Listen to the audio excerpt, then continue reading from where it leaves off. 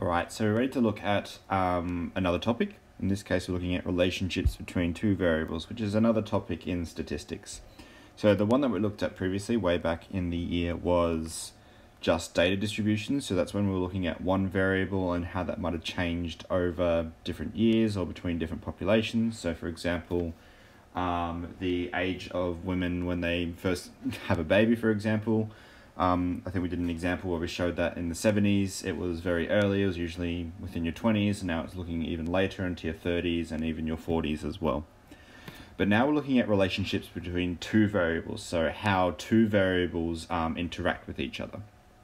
So if we have a look at this graph here, which is showing two variables, in this case we've got number of people who drowned falling into a pool, and then the films that Nicolas Cage appeared in.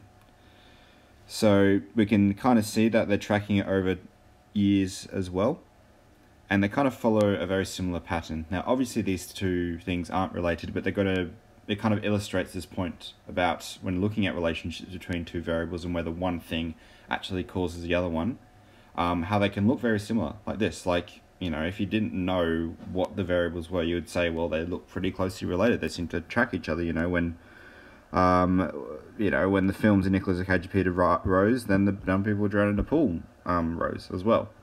But then you interpret it based on what the variables are and what other information there might be. And obviously you would probably think, well, there actually is no relationship. Okay, so these are the steps we're going to be looking at.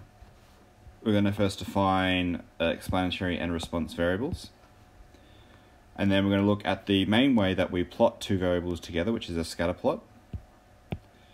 Looking at how we interpret and describe scatter plots using these three terms here. We're going to look at something called Pearson's correlation coefficient, which is like a number which helps to kind of specify all of these three things.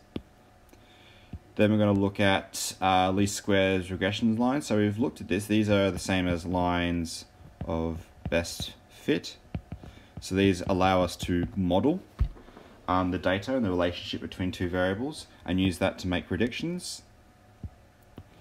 And we've kind of already talked about extrapolation and interpolation. We're going to go over that once again and dive a bit more deeply into extrapolation.